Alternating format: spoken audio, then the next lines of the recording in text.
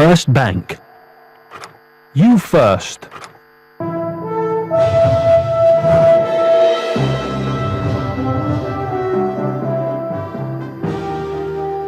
Hello, good evening. Welcome to Business News. I am Adeshewa Josh. Nigeria's consumer inflation for the month of April increased by 0.2% to 8.7%. That's 0.06% higher than forecast by analysts at Financial Derivatives Company.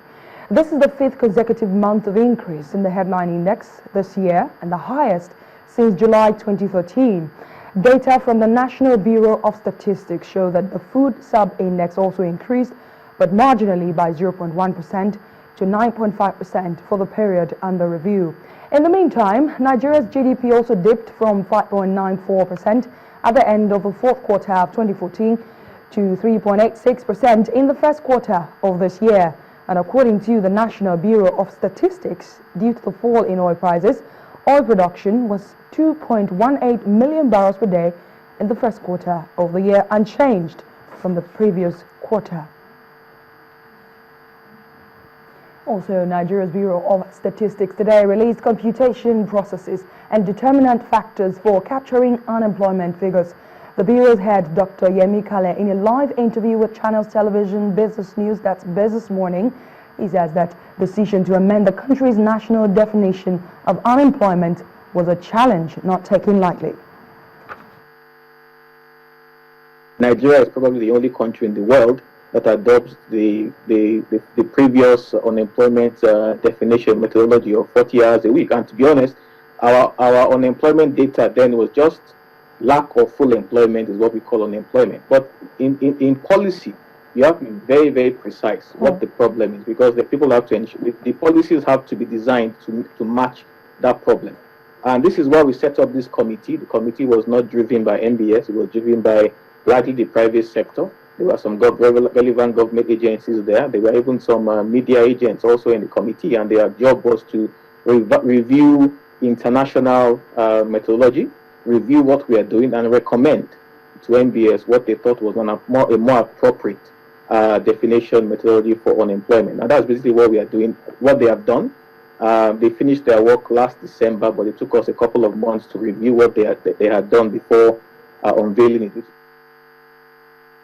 Now, families are encouraged to take advantage of a new insurance product tailored to cover funeral expenses in case of death of a relative. At the launch of Leadway Family Benefit Plan Plus in Lagos, Leadway Assurance Company Limited introduced the product to the public. Our correspondent, Olumide Macaulay, reports. The passing away of a relative is always such a somber affair. And perhaps in these climes, funeral expenses can make it more unnerving, as the advertisement shows. Enter Leadway to save the day. Since 1970. The managing director of Leadway Assurance Company Limited sets the ball rolling. When you have an insurance policy and you sell it to 3, 4, 5 people because they pay you millions of dollars, you think you are an insurance company. That's not really insurance. It's a head count. It's law of large numbers. You must reach more people. The event at the corporate headquarters, attended by the management and staff of the company, beneficiaries, invited guests, and the press, served as a point of contact. When the Nigerians think of our new funeral product that we're launching today, what they should look into is, are they in a position where they can finance the funeral costs of their loved ones? Should that happen? If that is to happen, what damage will that do to the income of their loved ones? And also, what level of celebration, what level of befitting standoff would Nigerians want to do for their loved ones? Thus explained, the product is formally launched. And for the squeamish or cynical, what better way to put their fears to rest than the testimony of a living witness? within the year I had a policy without any notice. My father-in-law passed on within after 3 days of illness or so. And I was shocked. So, of course, I notified you within the first few days it happened. And then, of course, we were busy with funeral plans. But what amazed me was the kind of support I actually got. Because after the notification, they were the ones chasing me for the documents for the claim to be paid. Leadway Assurance Company Limited say their vision is to make life more beautiful for their customers, and in the case of expiration of life, making life more comfortable for those left behind. Olumide Macaulay, Channels Television News. Onto the Nigerian equities market, where the market recorded its second gain after 7 sessions of negative transaction. It was up by 0.61% to close at 34,416.29. Well, here's Christy Cole with the day's trading and closing figures.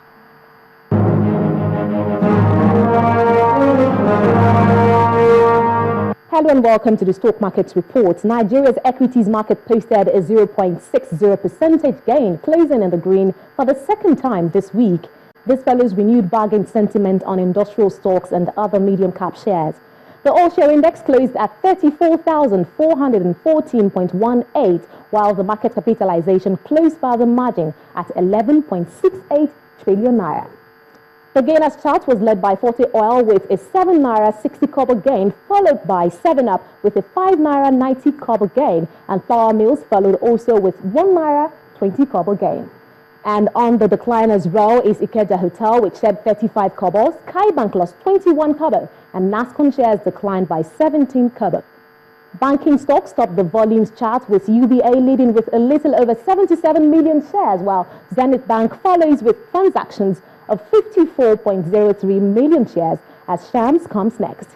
When trading crossed the finish line, over 356.60 million shares valued at 4.02 billion naira had been traded in 4,182 deals. And that's the Stock Market Report. I am Christy Cole Bukwola. Thank you, Christy.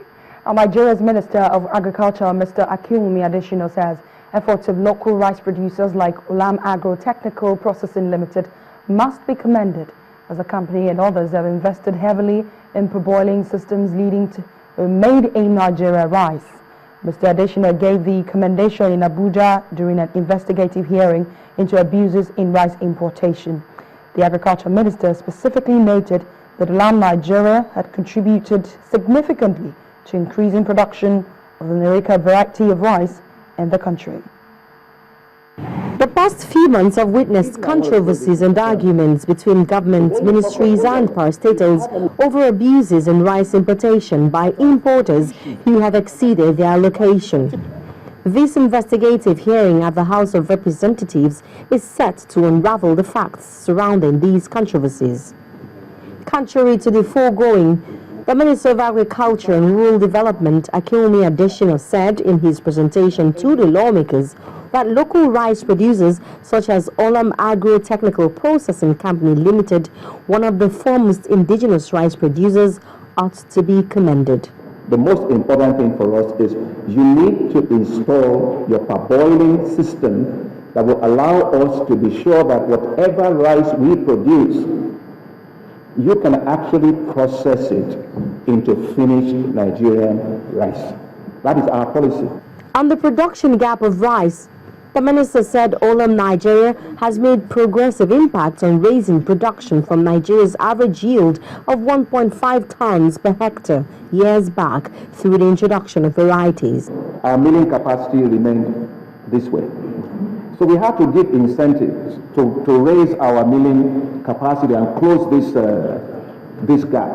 That was why we provided, some of them are here, I've given them lines of credit with DOI. They all installed their things through that. And that's why we pushed also to have new mills. Residents of the community where Olam Rice Farm is situated in Nasarawa State speak of the positive impacts the company has made on them, which Mama's Pride, the Nigerian-made rice put in the markets by Olam Nigeria Limited to compete with imported rice, lay credence to. I believe if federal government can copy what Olama do as far as rice farm is concerned, it will be very difficult for us to import rice into this country. Olam Integrated Farm and Milling Facilities in Nasarawa State is sited on a 6,000 greenfield farm with a target of 36,000 metric tons of milled rice per annum to domestic markets, a venture which the Minister of Agriculture has promised to support towards ending rice importation to Nigeria. Omelogo Nnadi, Channels Television News. And that's Business News tonight. The news at 10 continues in a moment.